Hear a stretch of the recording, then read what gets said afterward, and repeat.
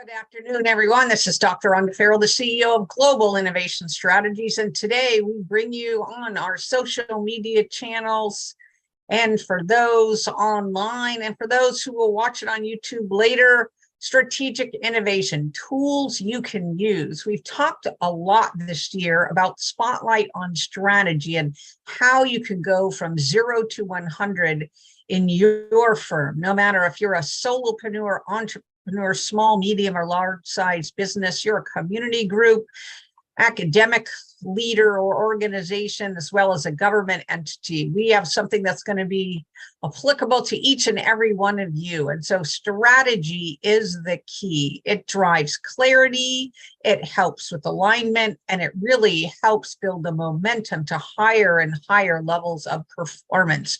So in the tools you can use discussion today, we're going to talk about 5 tools that will really help you move your organization forward. And that's from an understanding. We can't just make a plan, field a plan, and think that everything is just going to solve itself, because what we really have to take into consideration is the risks, the uncertainties, making sure we're adding value, making sure we're going about the creation of our organization, the product and the service build out, the offerings, our marketing, our branding, and this continuous innovation and improvement to make sure our stakeholders and our executives and our workforce, and most of all, our customers and our clients love what we're doing. So we're going to talk about SWOT and pestle analysis, the Porter's 5 forces, and soft matrix, business analysis framework, and scenario planning. We're going to touch upon these because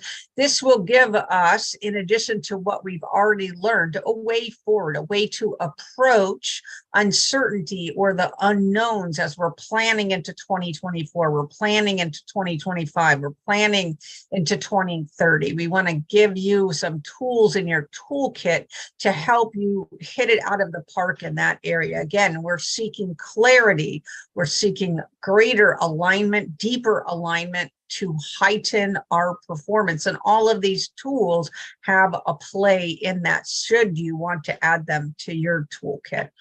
The first area, SWOT versus pestle. I know that people continue to think and use SWOT. We use SWOT as a basic analysis framework to understand internally and externally what the particular landscape is for the time frame we're examining from a strategic planning standpoint. And they're a little bit different. So I want to say SWOT, or if you go to the next level of SWOT called TOES, just SWOT backwards, really internal strengths and weaknesses, opportunities and threats, more external. But if we look at it from a TOES perspective, how can we harness our strengths and weaknesses to remediate the threats and capitalize on our opportunities? And that's ultimately what we're doing here. We're doing a mini assessment of our organizational capabilities. We're examining from a product and a services portfolio, from an infrastructure, from a workforce, from a skills, from a technological enablers, from a process enabler standpoint. What are our strengths and weaknesses, as well as who we might be partnering with, who we may be serving, how we might be pricing, and how we might be balancing our portfolio. And then we're looking out in the ecosystem for our opportunities and our threats. In that is going to be competition, yes, but first and foremost, we have to be thinking about, sometimes we have a threats internally, and that's maybe our lack of planning. While we can consider that a weakness, I invite you to think about it from a different perspective, how a weakness can be operationalized and turned into a massive threat through non-action, through non-planning, through non-remediation. The next thing is, again, with a fresh look at opportunities. If we look at it through the strengths and weaknesses, we may come up with these are our challenges and our pain points. But again, I invite you, how can we flip that and say, how can we turn these into an opportunity? How can we harness that for innovation? How can we harness that for improvement purposes, etc.? So again, we want to ensure that we are capitalizing on our strengths and our opportunities while remediating our threats and bolstering our weaknesses through something we can do, through a partnering, through a change, addition, subtraction of our customer and client base, through how we partner, through, again, the infrastructure, our processes, our quality level, our organizational maturity level. We have to take all of those into consideration.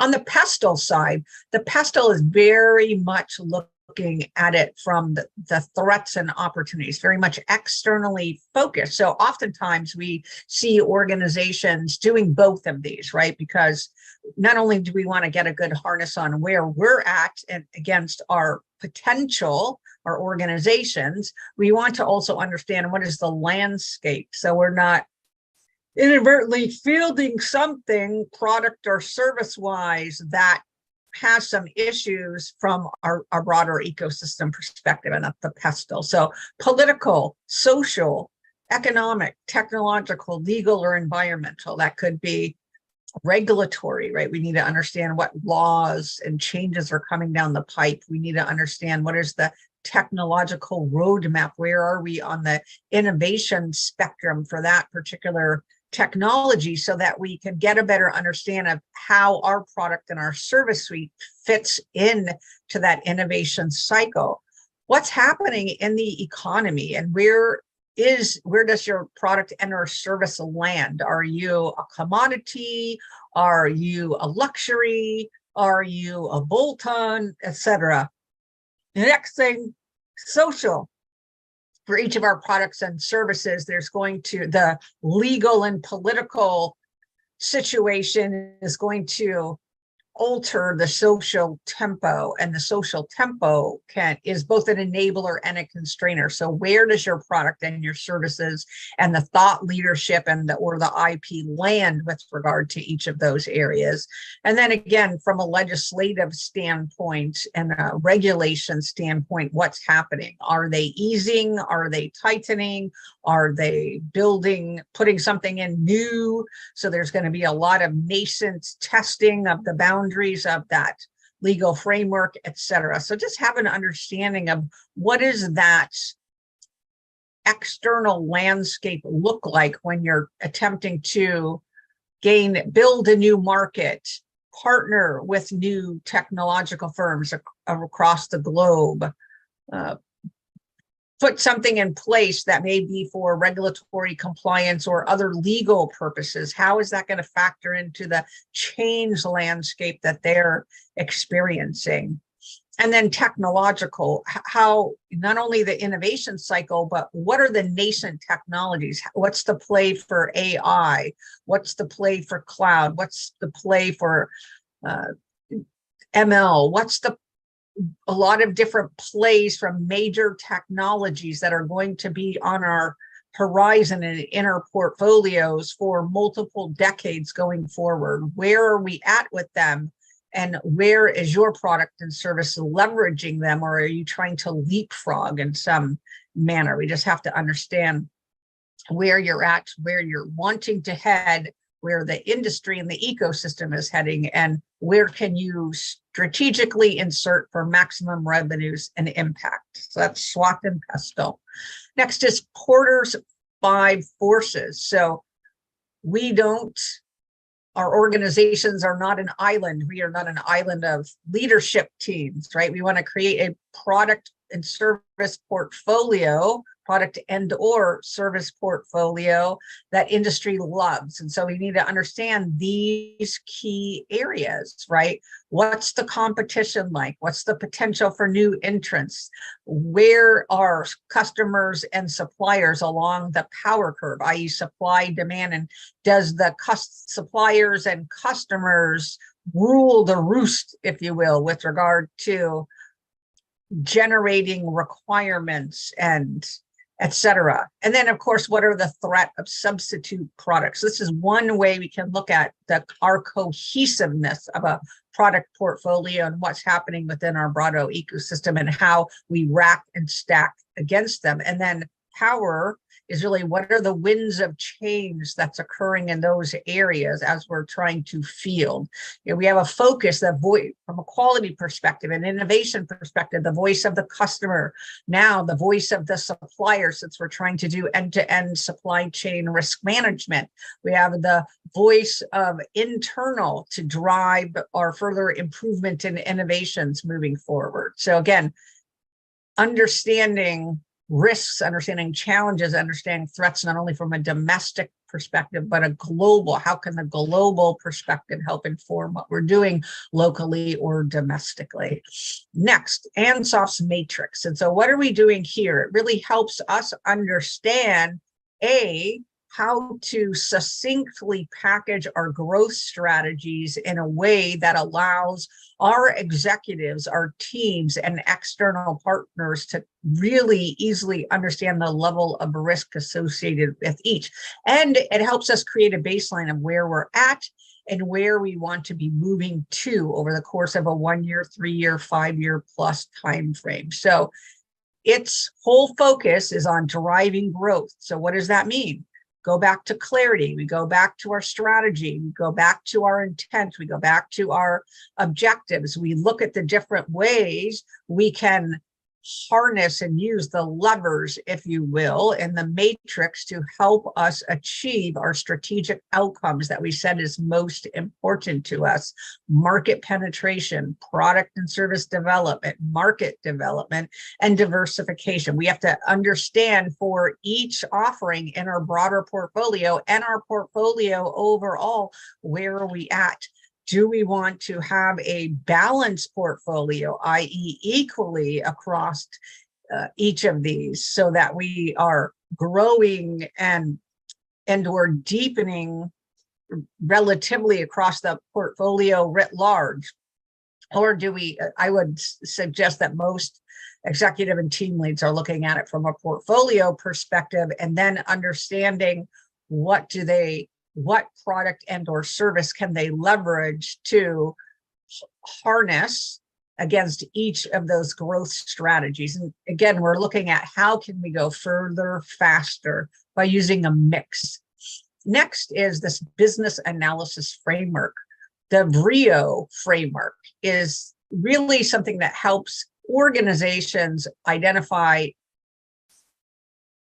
opportunities so that they will have a competitive edge. And when we look at that, we want to look at what's happening from a value add perspective, how unique, right? So we look at it from an innovation, value add, uniqueness. Is it something that's sustainable or ephemeral? And then how well organized, task organized, levered up, processed up, technologied up are they in order to make that sustainable going forward? So VRIO, valuable, rare,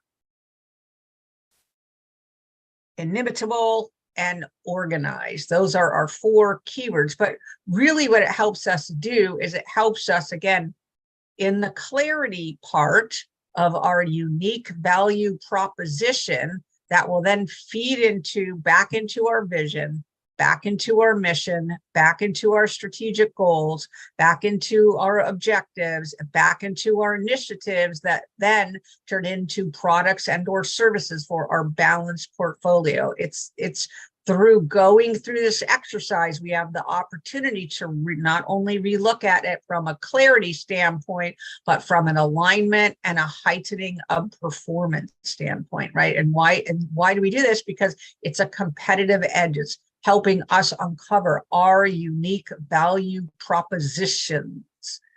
Next is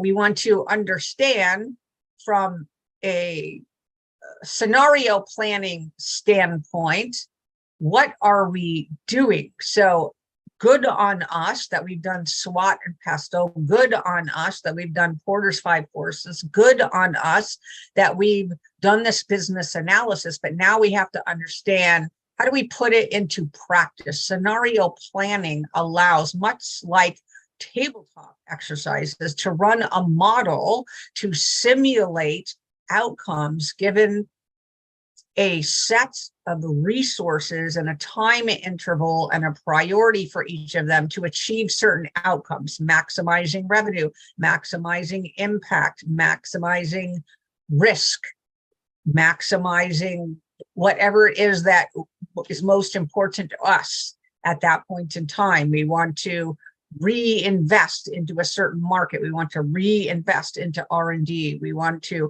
balance across certain geo regions so we minimize our risk, right? It's really going to we have to understand the outcomes that we're seeking so we can create the scenario models that help us maximize those outcomes overall. And then what does that do? That again, it helps you be able to re-baseline your strategy if needed. Reallocate your portfolio, re-examine how you're resourcing and prioritizing and investing across your organization. So scenario planning, the last tool in the toolkit that we're talking about today, so that you can drive through the creation of the scenario, so the modeling of the scenarios, so the factors that you're putting into the scenarios and the output and the results. We're going to engage our broader stakeholders. We're going to engage internally. We may engage externally. We may engage with more partners, because through that and through this modeling, it may show us that we have an opportunity to innovate. We have an opportunity to partner. We have an opportunity for new growth opportunities here, here, and here. And so we want to understand what those are. You'll also see that in this visual that we're going to be looking at driving forces and critical uncertainty. So going back to our SWOT and PESTO, going back to our Porter's 5 Forces, going back to our RIO, all of that work that we did before can be harnessed and used for these scenario planning purposes. So again, we have talked about new tools in the Spotlight on Strategy toolkit that we're creating to help you maximize clarity, deepen your alignment, to heighten exponentially your organization's portfolio. Again, this is Dr. Rhonda Farrell, the CEO of Global Innovation Strategies, the Success Strategist. You can reach me at CEO@globalinnovationstrat.llc.com. We're happy to take your questions on strategy, your particular situation that your organization is, and help you strategize for extreme success. We welcome you back in November, when we will continue the conversation on strategy, different tools, frameworks, methodologies, and ways to help you drive the results that you're capable of.